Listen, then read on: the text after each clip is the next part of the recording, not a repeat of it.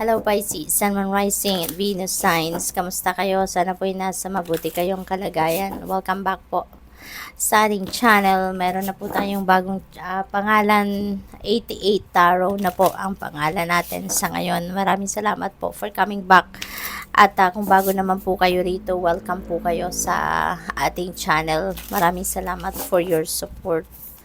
God bless you all po. Una mensahe ninyo ay move beyond intention to believe. Ayan. So, siguro ang iba sa inyo ngayon, Pisces, you are setting new intentions, no? Sa buhay ninyo na yan ang magiging inspirasyon, motivation ninyo to work hard para marating ninyo kung ano man ang mga gusto ninyong marating, kung ano yung sinet ninyong intentions sa ngayon. Maybe, as you set it, talagang handa na rin kayo na mag-take action na. Handa na rin kayo na simulan gawin ng mga bagay na kakailanganin ninyo para ma-accomplish ninyo mga to, marating ninyo, ma-achieve ninyo. Choose who you are becoming. Ayan. So, siguro, before kayo mag-set ng inyong intention, pinag-isipan nyo na, nagmuni-muni na kayo, ano nga ba ang gusto kong maging, sino nga ba ako in 5 years, 10 years or so. No, maaaring may mga pag-mumuni-munit pag-iisip kayo regarding the direction that you are taking from here on. No? Depende sa kung ano yung gusto ninyong ma-achieve sa buhay. Depende sa kung ano ang gusto ninyong maging, no, in a certain period of time. We have manifesting and doing. Look at that, Pisces. So, talagang focused kayo sa ngayon, focused kayo sa kung ano yung gusto ninyo na mangyari sa buhay ninyo sa ngayon. Figuring out kung ano yung gusto ninyo, figuring out kung sino ang maging gusto ninyo maging kayo, no, in a certain period of time. So, ngayon, figured out nyo na siguro yan, alam nyo na, you're setting your intentions and you are manifesting and taking action. So, napakaganda kasi kumbaga para nakaprogram na sa isip ninyo sa ngayon na ito na yung gusto kong gawin, ito na yung gusto kong mangyari sa buhay ko and you are taking action na sa ngayon. Follow through. Ayan, for some of you, meron ditong mga unfinished business siguro. In the past, baka meron kayong sinimulan ng trabahuin, gawin, at for some reason, baka may distractions na nangyari. Kaya medyo parang naiwanan ninyo kung ano man itong ginagawa ninyo or ano man itong sinimulan ninyo. So, ngayon, maybe focused na kayo ngayon, no?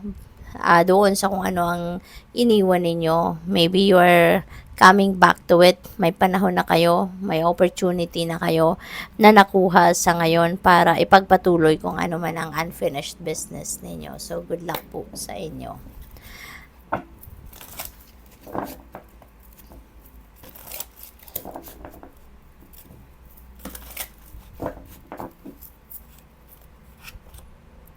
We have moon energy. Ayan, this is invitation para sa iyo na makinig kayo sa inyong intuition. Mag-pay attention din kayo sa inyong mga dreams kasi the moon energy is about dreams and intuition.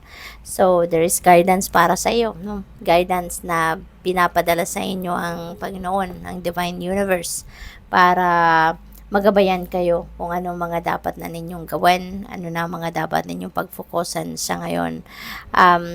Doon, pagdating sa naman sa inyong mga panaginip, may mga elemento dyan, kung ano natatandaan ninyo pagkagising ninyo, make sure that you write them down on paper para hindi po ninyo ito makalimutan and anuhin ninyo, i-research ninyo, i-google po ninyo kung anong mga symbolism ng mga bagay-bagay na nakita ninyo sa inyong panaginip. Kasi yun ang magiging reference ninyo, no? Yun ang matitignan ninyo na guidance para sa inyo. We have Ace of Swords. This is triumphant energy. This is success energy. So, meron ngayong pagtatagumpayan rito na medyo mahirap na sitwasyon na maaaring pinagdaanan ng iba sa inyo. No? Divinely guided kayo. May mga intuitive messages na pinapadala sa inyo rito. Dreams, no? May mga insights, new inspiration, mga bagong perspective siguro.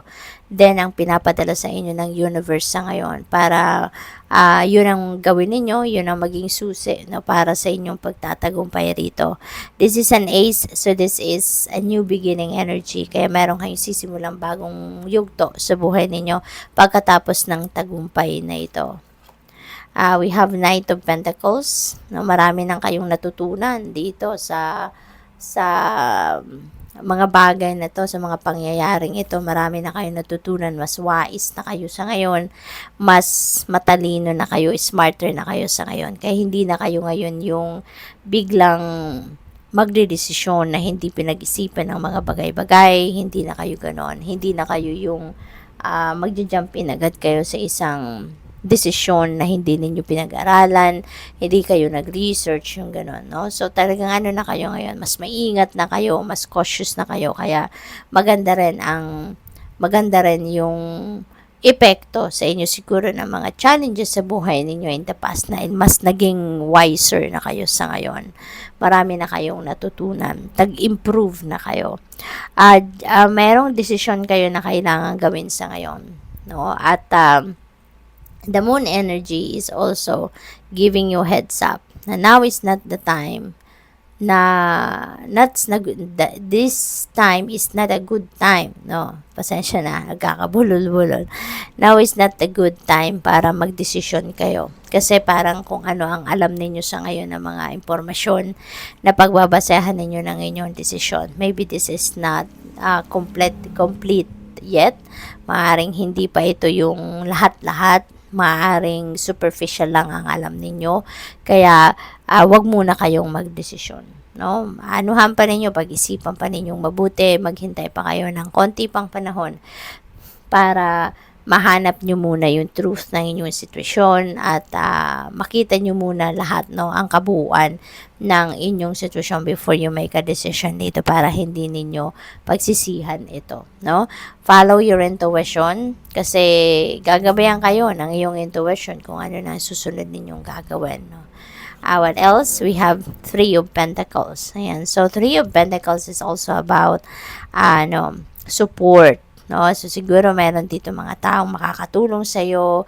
Meron mga supportive people around you that are willing to help you, willing to offer some help, any kind of help sa inyo sa ngayon. Kaya kung ano man yung balak ninyong gawin, that is going to lead you to success. Okay? Mapagtatagumpayan ninyo ang mga ito with the help of these people.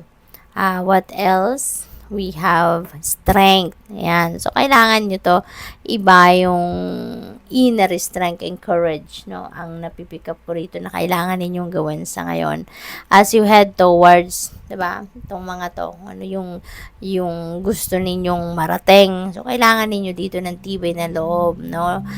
Tibay ng dibdib para anumang klaseng challenges ang ma-encounter ninyo along your path. Kayang-kaya ninyo yan at hindi kayo basta-bastang give up. Kaya ito yung kailangan ninyong baunin as you journey towards realization of your dreams. So, good luck po. Thank you for watching. Love and light. Namaste.